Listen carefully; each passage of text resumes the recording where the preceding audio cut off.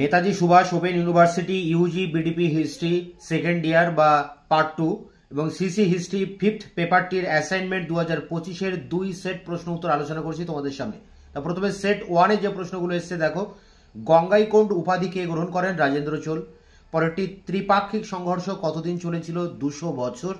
পরেরটি, দোহাতে কার উপদেশাবলী সংকলিত হয়েছে? উত্তর হবে কবির। পরেরটি, দক্ষিণ ভারতের কোন শক্তি তাদের নৌশক্তির জন্য বিখ্যাত? উত্তর হবে চোল। পরেরটি, গীত গোবিন্দ গ্রন্থটি কার লেখা? উত্তর জয়দেব।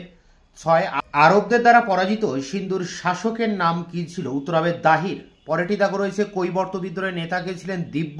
পরেরটি, তওয়াকত ই নাসরি কার লেখা? মিনহাজুস সিরাজ। পরেরটি, অমোঘ বর্ষ কোন বংশের রাজা ছিলেন? রাষ্ট্রকূট।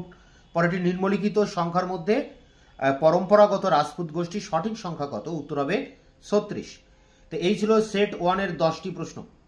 সেট 2-তে যে প্রশ্নগুলো এসছে যে 10টি, সেই 10টির মধ্যে প্রথম সেটেও 5টি প্রশ্ন কমন এসেছিল, তাই সেই 5টি বাদে আর আনকমন 5টি প্রশ্ন এখানে দেওয়া আছে।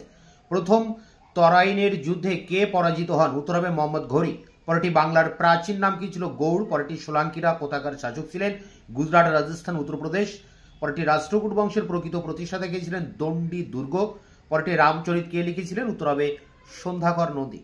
তো এই ছিল তোমাদের ফিফথ পেপারটির 2 সেট কোশ্চেন অ্যান্সার। এটি সংগ্রহ করে অ্যাসাইনমেন্ট দাও। তোমাদের বাদবাকি অন্যান্য পেপারগুলি খুব দ্রুত তোমাদের সামনে নিয়ে আসছি। ততক্ষণে চ্যানেলকে সাবস্ক্রাইব করে রাখো, বন্ধুদের কাছে শেয়ার করো। ভিডিওটি ভালো লাগলে অবশ্যই লাইক করো।